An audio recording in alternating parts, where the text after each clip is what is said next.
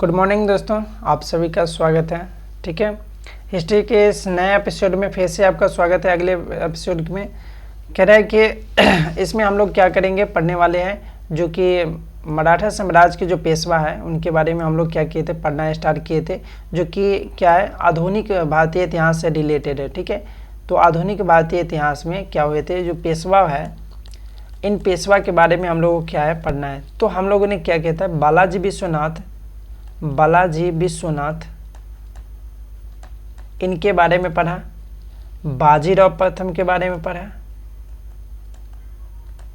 ठीक है, अब इनका जो अगला जो पेशवा था वो कौन थे, बाजीराव, जिसको क्या बोलते थे, नाना साहब बोला जाता था। ठीक है, इसका दूसरा नाम क्या था, नाना साहब।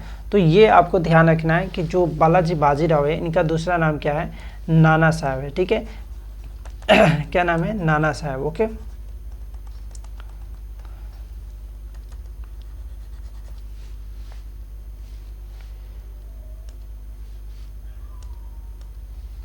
नाना साहब। ठीक है, कह रहा है कि साहू जी के जब मृत्यु हो जाती है तो राजा राम जो द्वितीय था वो क्या बनते हैं, नए छत्रपति बन जाते हैं। ठीक है, क्या हुआ था, जब साहू जी का मृत्यु हो जाता है तो राजा राम जो द्वितीय था वो क्या बनते हैं, नए छत्रपति बनते हैं। ठीक है, और जब ये छत्रपति बनते हैं तो इनके साथ एक क्या होता है, संधि बनता है। इस संधि का नाम क्या होता है, संगोली का संधि। ये संधि बहुत बार आपको एग्जाम में पूछा गया है। कब होता है, 1750 में, मतलब कि 1750 में, 1750 ईस्वी में क्या होता है, संगोली का संधि होता है। और इस संधि के बाद क्या होता है, जो पेशवा का पूर्णतः अधिकार क्या हो जाता है, मराठा साम्राज्य पे हो जाता है। मतलब कि मराठा जो साम्राज्य था, पूरी शक्ति क्या अब किसके हाथों में आ जाती है, मतलब कि जो पेशवा होते हैं ना मराठा के पेशवा, उनके हाथों में पूरा शक्ति क्या होता है, स्थानांतरित हो जाता है, आ जाता है। ओके, चलिए, जब ये क्या होते हैं कि इनके हाथों में शक्ति आता है तो इनके बाद इन्होंने क्या किया था, अपना राजधानी परिवर्तन करता है। क्या करता है, राजधानी को अपना इन्होंने परिवर्तन कर देता है। और ये राजधानी कहाँ आता है, तो पूना बना लेता है। ठीक है, इनका नई राजधानी कहाँ बनता है, पूना। ठीक है, और इसी क्रम में इसी के जो काल होते हैं, इसमें 14 फरवरी 1761 को एक युद्ध होता है, बड़ा युद्ध, जिसका नाम है पानीपत का तृतीय युद्ध। ठीक है, इस पानीपत के युद्ध में अहमद शाह अब्दाली, जो कि अफगानी से मतलब कि बादशाह जो था वो कौन थे, अहमद शाह अब्दाली, और दूसरा तरफ से जो लड़ रहा था वो कौन थे, मराठा थे। ठीक है, इनमें जो मराठा की तरफ से लड़े हुए थे तो सेनापति में कौन थे, विश्वास राव। ठीक है, जो कि पेशवा का क्या था, पुत्र था। और दूसरा था सदाशिव राव भाव। ठीक है, सदाशिव राव भाव लाए थे।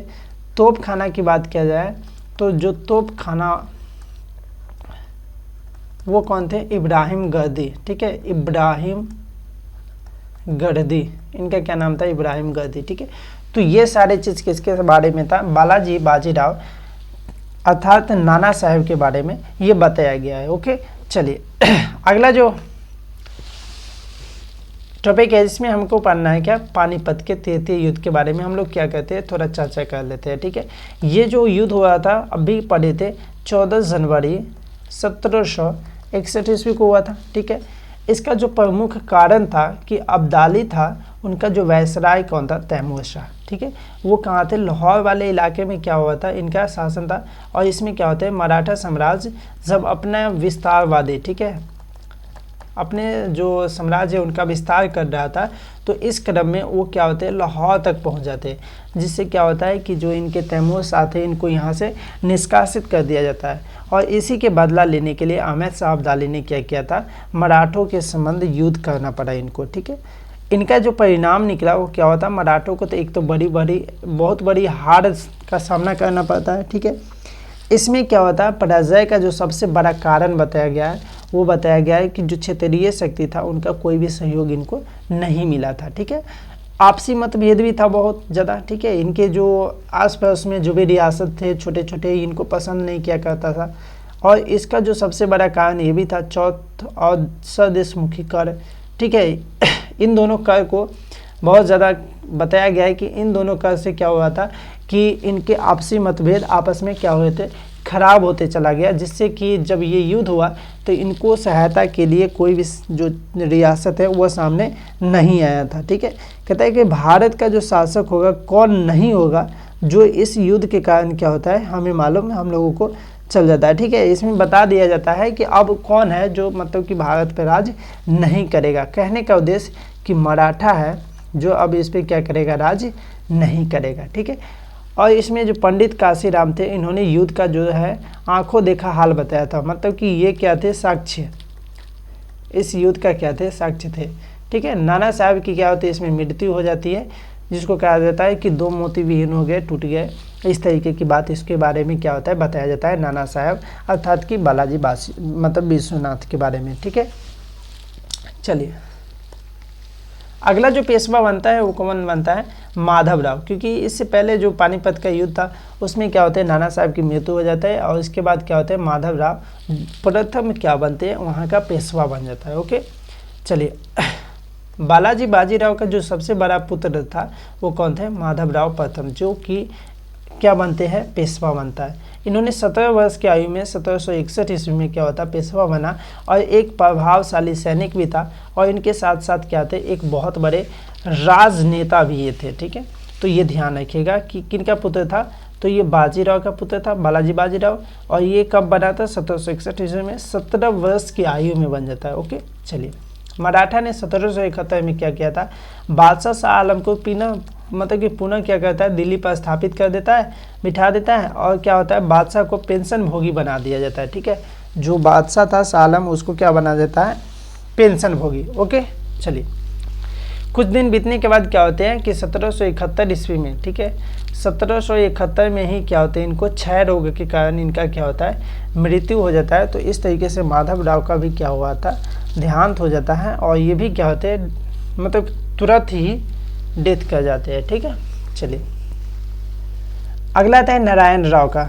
माधवराव का जो मृत्यु के बाद अगर इनको क्षय रोग से जब मृत्यु हो जाता है, ठीक है, माधवराव जो क्या होते हैं, क्षय रोग से मृत्यु हो जाता है, तो इनका जो छोटा भाई था नारायण राव था। ठीक है, जो कि क्या बनता है, पेशवा का नए पेशवा बनता है। ठीक है, इसमें क्या होता है, 1773 ईस्वी में इनके चाचा जो रघुनाथ राव थे वो सत्ता के लालच में क्या कहते हैं कि जो नारायण राव है इनको हत्या करवा देता है। ठीक है, क्या करवा देता है, हत्या। तो इस तरीके से नारायण राव का भी क्या होता है, देहांत हो जाता है। ठीक है, तो इसमें ऐसे ही करके धीरे धीरे सभी पेशवा क्या होते हैं, समाप्त होते चले जाएंगे। और यहाँ से क्या हुआ, इनमें आपसी मतभेद इतना बढ़ गया कि जो बाहरी रियासतें इन पे क्या किया, कब्जा करना स्टार्ट कर देगा और इसी क्रम में क्या होगा, अंग्रेज भी इस पर आधिपत्य आ जाएगा। ठीक है, चलिए अगला है माधवराव द्वितीय।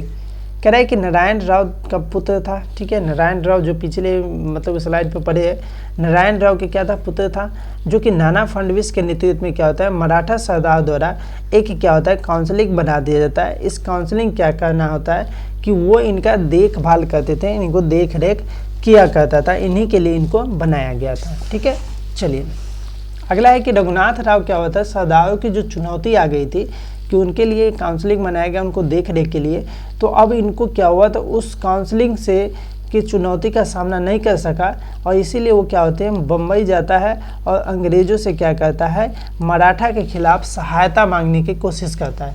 पहली बार क्या हुआ था, अंग्रेज़ों के पास कौन गया, मराठा।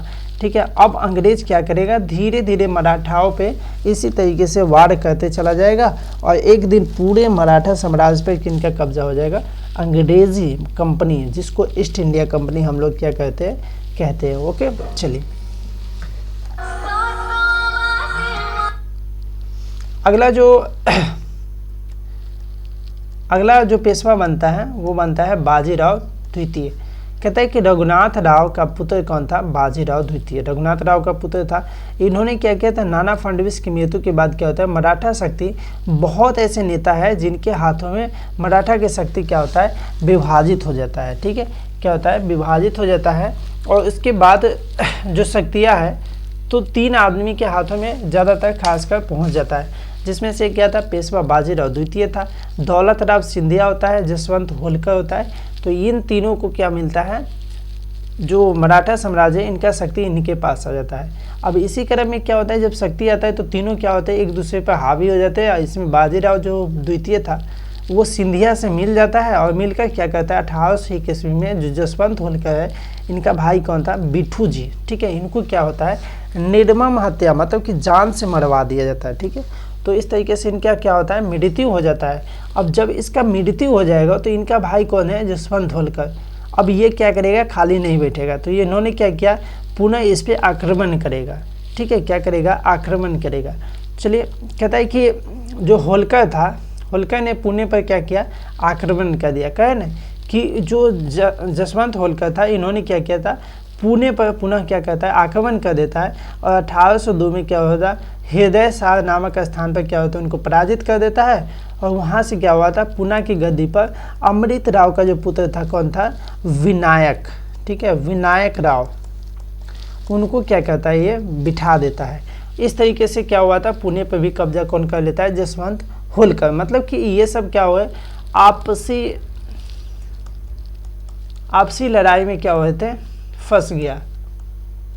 और जो अंग्रेज है ये क्या कर रहा था, इसी दिन का इंतजार कर रहा था।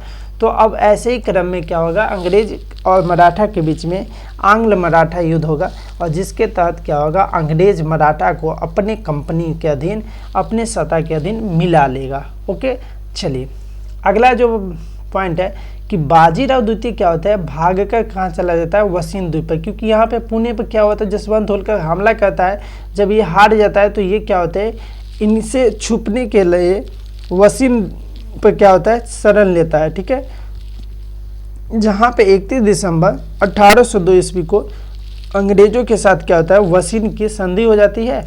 और फिर से क्या होता है, बाजीराव द्वितीय को पेंशन भोगी बनाकर, पेंशन भोगी, ठीक है पेंशन भोगी बनाकर इनको वहाँ से भी क्या होता है, दूसरी जगह शिफ्ट कर दिया जाता है। और इस तरीके से क्या होता है, जो अंग्रेज पूरे मराठा साम्राज्य